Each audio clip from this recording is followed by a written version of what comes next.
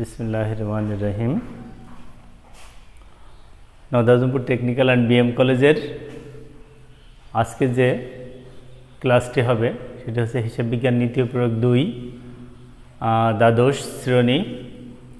আর আজকে যে ক্লাসটি আমি নিব সেটা হচ্ছে অংশীদারি ব্যবসায়ে স্থিতিশীল মূলধন পদ্ধতি এবং পরিবর্তনশীল মূলধন পদ্ধতিতে। আমরা অঙ্ক করি দুইটা পদ্ধতিতে, একটা স্থিতিশীল মূলধন পদ্ধতি আর একটা পরিবর্তনশীল মূলধন পদ্ধতি। তো আমরা এখানে একটি বিষয় বলি, যেটা হচ্ছে যে অঙ্ক করতে গেলে আমাদের দুইটা বিষয় লাগে। আমরা অনেক সময় বুঝিনি যে আসলে অঙ্কটা কোন পদ্ধতিতে হচ্ছে, কি ধরনের অঙ্ক আসছে। এইখানে এসে আমাদের ক্ষেত্রে অনেক সময় অনেক সমস্যা দেখা দেয়। যাই হোক, আমরা আজকে এইটা দেখি যে অংশীদারি ব্যবসায় স্থিতিশীল মূলধন পদ্ধতি ও পরিবর্তনশীল মূলধন পদ্ধতি। তো আমরা এখানে দেখছি যে স্থিতিশীল মূলধন পদ্ধতি, অর্থাৎ যে পদ্ধতিতে অংশীদারগণ কর্তৃক সরবরাহকৃত মূলধনের হিসাব পৃথকভাবে সংরক্ষণ করা হয় তাকে স্থিতিশীল মূলধন পদ্ধতি বলে। তা এখন স্থিতিশীল মূলধন পদ্ধতিটা কীরকম হয়, কেমনভাবে হয়, সেটুকু যদি আমরা না জানি, না বুঝি, তাহলে তো অঙ্ক করা কঠিন হয়ে যাবে। যাই দেখি, স্থিতিশীল মূলধন পদ্ধতিতে প্রত্যেক অংশীদারের নামে পৃথক পৃথক মূলধন হিসাব খোলা হয়। যেমন আমরা এখানে একটা জিনিস লিখে দেখাইতে পারি, সেটা হচ্ছে এরকম।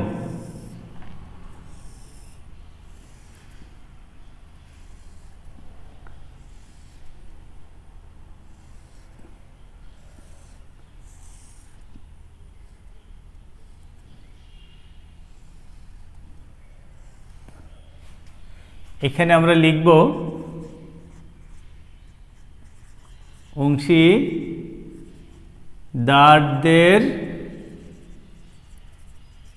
মূলধন হিসাব। তাহলে আমরা যদি এখানে যেমন ধরে নিই, একটু মনে করি, এইটা হচ্ছে তারিখ, এইটা হচ্ছে বিবরণ, এইটা হচ্ছে জাবেদা পৃষ্ঠা, এইটা হচ্ছে ব্যক্তি ক, খ আর গ। এরা তিনজন অংশীদার। তো এই তিনজন অংশীদারের আমরা এখানে যে কথাটি বলেছি যে স্থিতিশীল মূলধন পদ্ধতিতে প্রত্যেক অংশীদারের নামে পৃথক পৃথক মূলধন হিসাব খোলা হয় এবং অংশীদারগণ কর্তৃক সরবরাহকৃত মূলধন ক্রেডিট পাশে দেখাতে হয়। যদি অতিরিক্ত মূলধন সরবরাহ করে তা ক্রেডিট দিকে লেখা হয়। তো এখন আমরা এখানে দুইটা পদ্ধতিতে করতে পারি, একটা আমেরিকান পদ্ধতিতে, একটা ব্রিটিশ পদ্ধতিতে। তা আমরা এখানে এটা যেমন দেখালাম আমেরিকান পদ্ধতিতে, এবার ব্রিটিশ পদ্ধতিতে আমরা একটা ঘর এখানে দেখি, এই পাশে এখানে কাটি। ব্রিটিশ পদ্ধতিতে যদি আমরা দেখি তাহলে এরকম হবে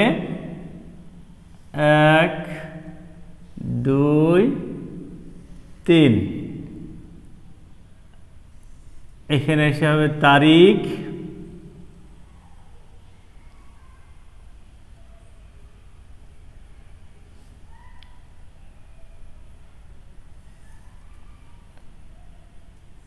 এক, 2, 3।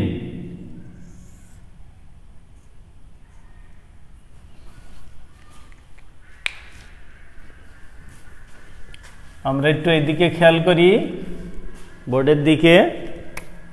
সেটা হচ্ছে এরকম একটি ঘর কেটে নেব, মিডিল পজিশনে একটা ঘর দেব। এটা হচ্ছে তারিখ, এখানে 3টা ঘর হবে, এখানে 1টা 2টা 3টা। এবার এখানে আমরা একটা তারিখের ঘর দেব, যে আমাদের একটা এখানে এসে অংশীদারদের মূলধন হিসাব। এটি হয়েছে ক্রেডিট সাইড, এটি হয়েছে ডেবিট সাইড। তাহলে আমরা দুইটা দিকে পেলাম, এখানে তারিখ, এটি হয়েছে বিবরণ ক, খ আর গ। তারিখ, বিবরণ ক, খ আর গ। এইটা যেমন আমরা ব্রিটিশ পদ্ধতিতে, এই আমেরিকান পদ্ধতিতে করছি, এখানে কিন্তু ব্রিটিশ পদ্ধতিতে বলা হয়েছে। এইবার এখানে আমরা যে জিনিসটা দেখছি থিওরিক্যালে, যে অংশীদারগণ কর্তৃক সরবরাহকৃত মূলধন ক্রেডিট পাশে দেখাতে হয়, যদি অতিরিক্ত মূলধন সরবরাহ করে তা ক্রেডিট দিকে লিখতে হয়। অর্থাৎ এই পদ্ধতির আরেকটি অংশ আছে, সেটাকে আমরা বলি লাভ লোকসান আবন্টন হিসাব। অর্থাৎ লাভ লোকসান আবন্টন হিসাব, এখানে কিন্তু আমরা একটা কথা লিখে রেখেছি। দেখো এখানে একটা জিনিস আমরা বলি, দুই ধরনের হিসাব পদ্ধতিতে যে যে হিসাব সংরক্ষণ করা হয় তা দেখানো হলো। একটা হচ্ছে স্থিতিশীল মূলধন পদ্ধতি, আর একটা হচ্ছে পরিবর্তনশীল মূলধন পদ্ধতি। স্থিতিশীল মূলধন পদ্ধতিতে লাভ লোকসান আবন্টন হিসাব, পরিবর্তনশীল মূলধন পদ্ধতিতে লাভ লোকসান বন্টন হিসাব। যেমন মূলধন হিসাব, চলতি হিসাব, আর এখানে হচ্ছে ঋণ হিসাব, এখানে ঋণ হিসাব, এখানে উত্তোলন হিসাব, এখানে উত্তোলন হিসাব, এখানে উত্তোলন হিসাব। শুধু পার্থক্য হচ্ছে এখানে চলতি হিসাবের কথাটা বলা হয়েছে। তা এখন আমরা যেটা দেখব যে সেটা হচ্ছে যে এই যে পদ্ধতিটা বলা আছে, একটা হচ্ছে স্থিতিশীল মূলধন পদ্ধতি, পরিবর্তনশীল মূলধন পদ্ধতি। তাহলে আমাকে আগে জানতে হবে যে স্থিতিশীল মূলধন কোনটি, পরিবর্তনশীল কোনটি। যদি আমরা এখানে আসি, যে পদ্ধতিতে অংশীদারগণ কর্তৃক সরবরাহকৃত মূলধন ও অন্যান্য সমন্বয় সমূহ অংশীদারদের মূলধন হিসেবে লিপিবদ্ধ করা হয় তাকে পরিবর্তনশীল মূলধন পদ্ধতি বলে। এই পদ্ধতিতে প্রারম্ভিক এবং সমাপনী মূলধনের একরকম থাকে না। প্রারম্ভিক মূলধন ও অতিরিক্ত মূলধনের সুদ, বেতন, কমিশন, ভাতা, মুনাফার অংশ ইত্যাদি ক্রেডিট পাশে দেখাতে হয়। এখন এখানে বলছে যে পরিবর্তনশীল মূলধন পদ্ধতিতে এদের মূলধন অর্থাৎ প্রারম্ভিক মূলধন কিন্তু একরকম হবে না। আর এখানে বলা হয়েছে স্থিতিশীল মূলধন পদ্ধতিতে তাদের মূলধনটা একরকম হয়। যেমন এখানে যদি বলি ক 1 লক্ষ টাকা, খ 1 লক্ষ টাকা, গ 1 লক্ষ টাকা। এইবার আমরা এখানে আসি পরিবর্তনশীল পদ্ধতিতে এখানে 1 লাখ টাকা, 80,000 টাকা, আর হচ্ছে 60,000 টাকা। তাহলে এখানে আমরা দুইটা জিনিস বুঝতে পারি যে এই স্থিতিশীল মূলধন পদ্ধতিতে মূলধন কিন্তু একই রকম থাকে, কিন্তু পরিবর্তনশীল মূলধন পদ্ধতিতে মূলধন কিন্তু একরকম হয় না। প্রারম্ভিক মূলধনের একটু পার্থক্য থাকে। কীরকম পার্থক্য এখানে সেটা বলছে, প্রারম্ভিক এবং সমাপনী মূলধনের একরকম থাকে না। প্রারম্ভিক মূলধন এবং অতিরিক্ত মূলধনের সুদ, বেতন, কমিশন, ভাতা, মুনাফার অংশ ইত্যাদি ক্রেডিট পাশে দেখাতে হয়। তাহলে আমরা এখন প্রশ্ন করতে পারি, যে প্রশ্ন বুঝতে পারি যে যদি আমরা যখন অঙ্কটা স্টার্ট করব, তো স্টার্ট করার পূর্বে আমাদের দুইটা পদ্ধতি আছে, একটা হচ্ছে স্থিতিশীল মূলধন পদ্ধতি আর একটা হচ্ছে পরিবর্তনশীল মূলধন পদ্ধতি। এখন কোন পদ্ধতিতে অঙ্ক করব সেটাই আগে স্থির করতে হবে, আগে জানতে হবে।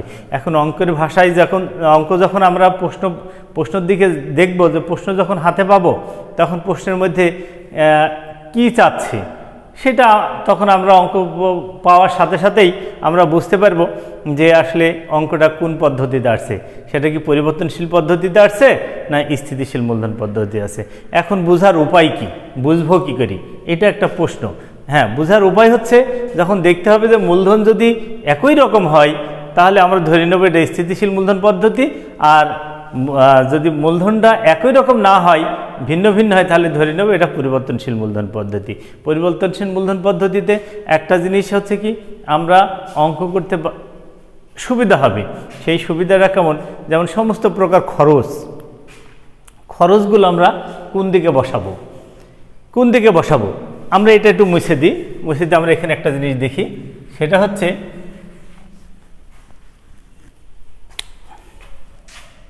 আমরা একটু বোর্ডের দিকে খেয়াল করব।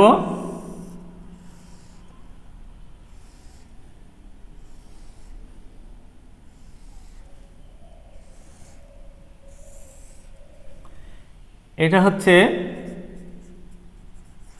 লাভ লোকসান আবন্টন হিসাব। আবন্টন হিসাব। এইটি হচ্ছে ক্রেডিট, এইটা হচ্ছে ডেবিট, এইটা হচ্ছে বিবরণ, এইটা হচ্ছে টাকা, এইটা হচ্ছে বিবরণ, এইটা হচ্ছে টাকা বিবরণ। তাহলে এখানে আমরা দুইটা দিক পাচ্ছি, সেই হিসেবে এইটা হচ্ছে আমাদের ব্যয়ের দিক আর এইটা হচ্ছে আয়ের দিক।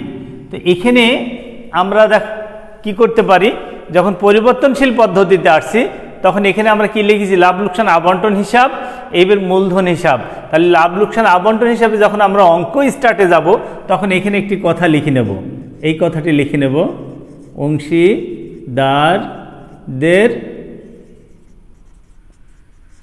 মূলধন হিসাব। এইবার এখানে লিখব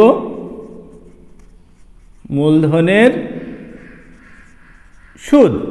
তাহলে সুদ ক, খ আর হচ্ছে গ, তিনজন। এই অঙ্ক আমরা করতে গেলে কমপক্ষে অংশীদারির অঙ্ক করতে গেলে 2 জন বা 3 জন পার্টনার পাবো। তাহলে এখানে আমরা যখন এই যে লাভ লোকসান আবন্টন হিসাব অর্থাৎ স্থিতিশীল মূলধন পদ্ধতি এবং পরিবর্তনশীল মূলধন পদ্ধতি, লাভ লোকসান আবন্টন হিসাবের যখন আমরা একটা অঙ্ক করতে যাব তখন আমরা দুটো দিক পাবো, একটা হচ্ছে ডেবিট দিক আর একটা হচ্ছে ক্রেডিট দিক। তাহলে ডেবিট দিকে সমস্ত প্রকার খরচ, তাহলে খরচ যদি আমরা ধরি তাহলে মূলধন হচ্ছে আমাদের জন্য দায় আর মূলধনের সুদ আমাদের জন্য কিন্তু খরচ। তাহলে মূলধনের সুদ এখানে আমরা ধরে নিচ্ছি যে ক 1 লক্ষ টাকা, খ 50,000 টাকা আর গ 50,000 টাকা। তাহলে আমরা এখানে দেখছি যে এরা 3 জন এখানে 30,000 টাকা দিই। তাহলে এরা 3 জন মূলধন নিয়ে আসছে, ক নিয়ে আসছে 1 লক্ষ টাকা, গ নিয়ে আসছে 50,000 টাকা, খ নিয়ে আসছে 50,000 টাকা, গ নিয়ে আসছে 30,000 টাকা। এদের যে মূলধনটা যখনই আমরা দেখছি তখনই কিন্তু দেখছি যে এরা পরিবর্তনশীল, এরা একই রকম না। তাহলে আমরা এই অঙ্ক করার সময় অর্থাৎ এই মূলধনের যে সুদ, সেই সুদটা হচ্ছে আমাদের জন্য খরচ। তাহলে এই মূলধনের সুদ নির্ণয় করার জন্য নিচে প্রশ্নের নিচের অংশে বলা থাকবে যে মূলধনের উপর 5% কি 10%, সেই পার্সেন্টটা উল্লেখ করে তখন আমরা এতে কেটে নেব। আমরা ধরে নিচ্ছি যে এটা 10%, তাহলে 10% যদি কাটি তাহলে 1 লাখের পর 10% কাটলে হয় 10,000 টাকা। এইবার 50,000-এর পর 10% কাটলে 5,000 টাকা, 30,000-এর পর 10% কাটলে হয় 3,000 টাকা। এখন এখানে একটি কথা বলা আছে, যদি অতিরিক্ত মূলধন এর মধ্যে থাকে তাহলে আমরা সেটাও ধরে নেব যে এটা পরিবর্তনশীল পদ্ধতিতে আসছে। তাহলে এর মধ্যে যদি অতিরিক্ত মূলধন না থাকে তাহলে ধরে নিচ্ছি যে না, এটা অতিরিক্ত মূলধন নাই। তাহলে আমরা এই 3টা যোগ করি তখন এই টাকার ঘরে বসাইতে পারি 15, 16, 18,000 টাকা। তাহলে 3টা শূন্য, 5 আর 3 8 আর 1, তাহলে 18,000 টাকা। এখন প্রশ্ন হতে পারে যে এই প্রশ্নের মধ্যে যেমন এখানে বলা আছে যে অতিরিক্ত মূলধনের সুদ, বেতন, তাহলে মূলধনের সুদ কিন্তু আমরা এখানে নিচ্ছি। এইবার বেতন নেব, বেতন যদি থাকে প্রশ্নের মধ্যে তাহলে আমরা এখানে নিতে পারি কে, যে কোনো একজন, হয় খ নাই গ। তাহলে এখানে নিতে পারি গ এর বেতন, তাহলে 200 গুণ 12, তাহলে প্রতি মাসে 200 টাকা করে পাইলে 12 দোকানে 2400 টাকা। এই যে আমরা অঙ্ক যখন শুরু করব তখন দেখব যে আগে আয় আর ব্যয়টা কিন্তু আমরা এখানে দেখতে পাচ্ছি। আর সেটা দেখার একটা উপায় হচ্ছে এই যে বললাম 2টা পদ্ধতি আছে, একটা স্থিতিশীল মূলধন পদ্ধতি, পরিবর্তনশীল মূলধন পদ্ধতি। পরিবর্তনশীল মূলধন পদ্ধতিতে এই যে ব্যয়গুলো সব এখানে আসে, আর স্থিতিশীল মূলধন পদ্ধতিতেও তাই, আয়গুলো ক্রেডিটে যায়। তাহলে আয়গুলো আমরা যখন ক্রেডিটে যাচ্ছি অর্থাৎ এই ডেবিট পাশের যে টাকাটা, এইটা আবার কিন্তু যখন আমরা অংশীদারি মূলধন হিসাব করতে যাবো তখন এটা সম্পূর্ণভাবেই এই ক্রেডিট দিকে চলে যাবে। তাহলে আজকে আমরা এ পর্যন্তই দেখি যে অংশীদারি ব্যবসায়ের স্থিতিশীল মূলধন পদ্ধতি, পরিবর্তনশীল মূলধন পদ্ধতিটা কি। তাহলে ওইটুকু যখন আমরা জেনে যাব যে স্থিতিশীল মূলধন পদ্ধতি আর পরিবর্তনশীল মূলধন পদ্ধতিতে অঙ্ক হচ্ছে না কোনটা হচ্ছে, 2টা পদ্ধতির যে কোনো একটা পদ্ধতিতে আমাদের অঙ্ক করতে হবে। অর্থাৎ প্রশ্ন দেখেই আমাদের বুঝতে হবে যে এটা কোন পদ্ধতিতে অঙ্ক আসছে। সুতরাং আজকে আমাদের এ পর্যন্তই। আমরা আগামী ক্লাসে অঙ্ক শুরু করব, অঙ্ক নিয়ে আসব। তাহলে এখান থেকে বুঝতে, যেমন আজকে কিছুটা অঙ্ক আমরা এখানে দেখলাম যে অঙ্কের ধরনটা কিভাবে হবে।